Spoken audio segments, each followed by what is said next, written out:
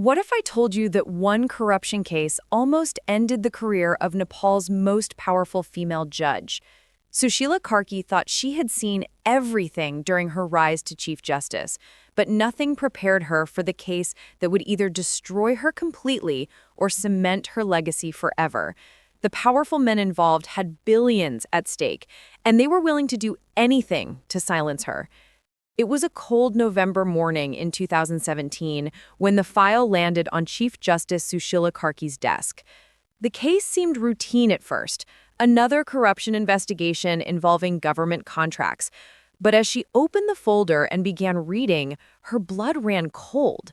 This wasn't just any corruption case. This involved the highest levels of government, international contracts worth hundreds of millions of dollars, and a conspiracy that reached into every corner of Nepal's power structure. The defendants weren't ordinary criminals. They were cabinet ministers, business tycoons, and political leaders who had controlled Nepal's economy for decades.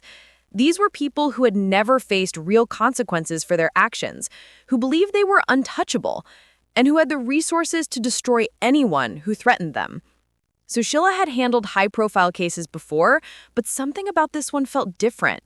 The evidence was overwhelming. Bank records showing massive transfers to offshore accounts, recorded conversations discussing bribes, documents proving that public funds meant for earthquake reconstruction had been stolen.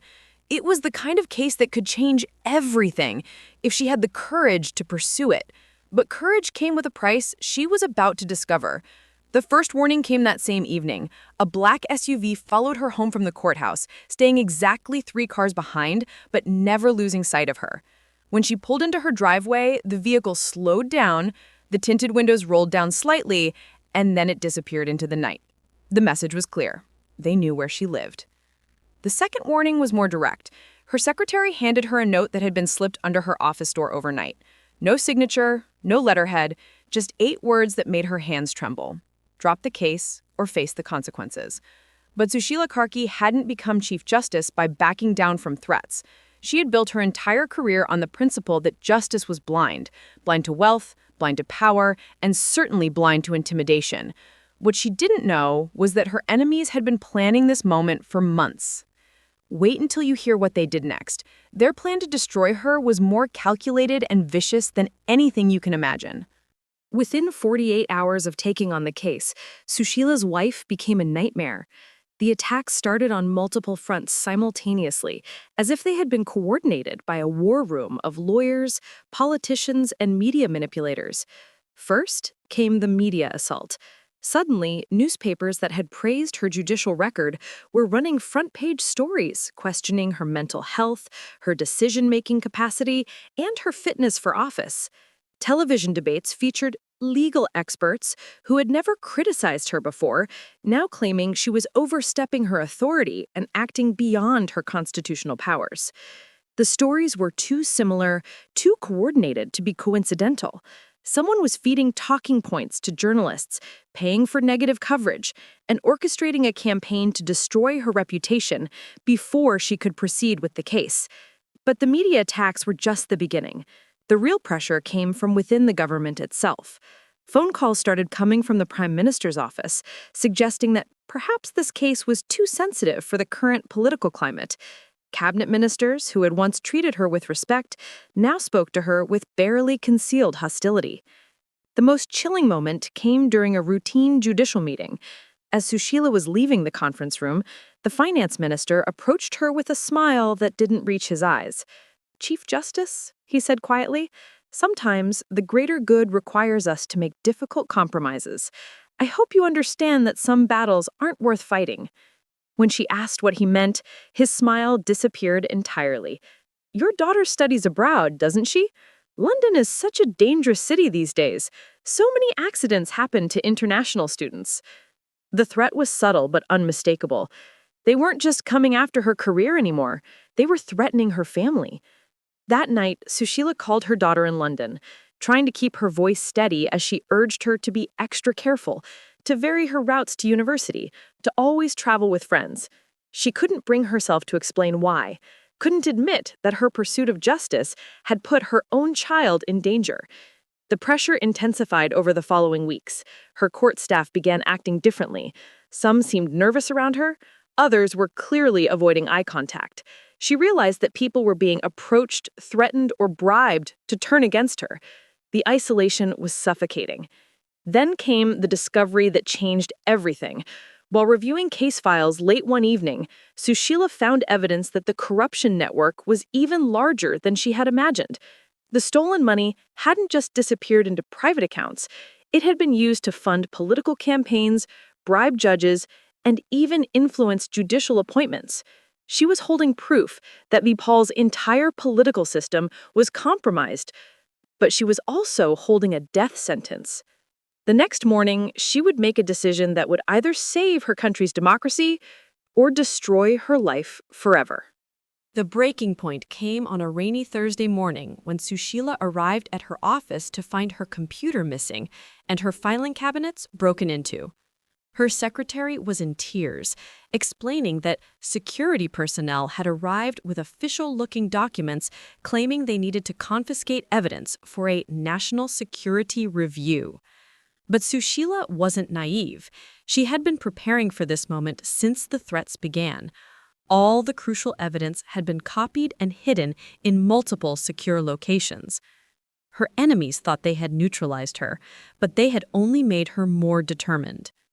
The real shot came when she discovered that 3 of her closest allies on the Supreme Court had submitted a formal petition questioning her mental fitness to serve as Chief Justice.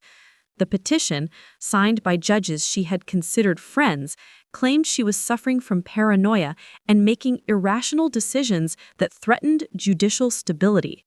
She realized with crystal clarity that this wasn't just about one corruption case anymore.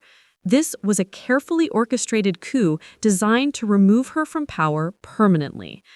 The corruption network she was investigating had decided that the only way to protect themselves was to destroy her completely. That evening, alone in her office with armed guards she no longer trusted standing outside her door, Sushila faced the most difficult decision of her life. She could drop the case, accept a quiet retirement and watch as the corrupt officials continue looting her country, or she could fight back with everything she had, knowing that defeat would mean not just the end of her career, but potentially her life. As she sat in the darkness, looking out at the lights of Kathmandu, she thought about all the ordinary citizens who would never see justice if she gave up now. She thought about the families whose homes had been destroyed in the earthquake while the reconstruction money disappeared into offshore accounts. She thought about her daughter's question from years ago, "Mama, why did you become a judge?" "To fight for people who can't fight for themselves," she had answered. Now it was time to prove those words meant something. The next morning, Sushila Karki walked into the courthouse carrying a leather briefcase that contained enough evidence to bring down some of the most powerful people in Nepal. She had spent the entire night preparing what would either be her greatest victory or her final judgment. But her enemies had prepared a surprise that would test her resolve like nothing before. As Sushila entered the courtroom that morning, she immediately sensed something was wrong. The gallery was packed with reporters, but also with men in expensive suits who looked distinctly out of place in a court of law. These weren't lawyers or journalists, they were enforcers sent to deliver a message through their presence alone. The lead defense attorney, a man who had built his career defending corrupt politicians, stood up with unusual confidence. "Your Honor," he began, "before we proceed with today's hearing, I must bring to the court's attention some serious concerns about the integrity of this case." He then produced a folder containing what he claimed was evidence that Chief Justice Karki had been conducting unauthorized meetings with foreign diplomats, accepting payments from international human rights organizations, and using her position to advance a foreign agenda against Nepal's sovereignty. The accusations were completely fabricated, but they were crafted brilliantly. In a country where nationalism and suspicion of foreign influence ran deep, these charges could destroy her reputation even if they were later proven false. But Sushila had learned something crucial during her decades in law. The truth has a power that lies can never match. She stood up calmly and asked for the microphone. I have served this country's judicial system for over 30 years, she began, her voice clear and unwavering. I have faced threats, bribes, and intimidation before, but I have never seen such a desperate attempt to pervert justice as what we are witnessing today. She then did something that shocked everyone in the courtroom. Instead of defending herself against the false accusations, she presented her evidence of the corruption network. Bank records, recorded conversations, documentary proof of stolen funds, all of it laid out methodically and undeniably. The defendants in this case have stolen hundreds of millions of dollars meant for earthquake victims, she continued. They have bribed officials, threatened judges, and now they are attempting to turn this courtroom into a theater for their lives. I will not allow it. The courtroom erupted. Reporters scrambled to capture every word. The defendants looked panicked for the first time, and the men in expensive suits began making phone calls. Sushila's judgment, when it came, was devastating and comprehensive. She sentenced the corrupt officials to lengthy prison terms, ordered the recovery of all stolen funds, and issued arrest warrants for accomplices who had fled the country. Most importantly, she used her judgment to expose the entire network of corruption that had been poisoning Nepal's democracy. The verdict sent shockwaves through the country. Street celebrations broke out in Kathmandu as ordinary citizens realized that justice was finally possible. International media praised the judgment as a landmark victory against corruption in South Asia. But for Sushila, the real victory was quieter and more personal. That evening, her daughter called from London. "Mama," she said, "I saw the news. I've never been more proud to be your daughter." The case that was meant to destroy Sushila Karki instead became the defining moment of her legacy. She proved that even the most powerful corruption networks could be brought down by a judge with enough courage to pursue justice, regardless of the personal cost. Today, the Sushila Karki corruption case is studied in law schools across South Asia as an example of judicial independence and moral courage. But more importantly, it sent a message to corrupt officials everywhere. There are still judges who cannot be bought, threatened, or intimidated.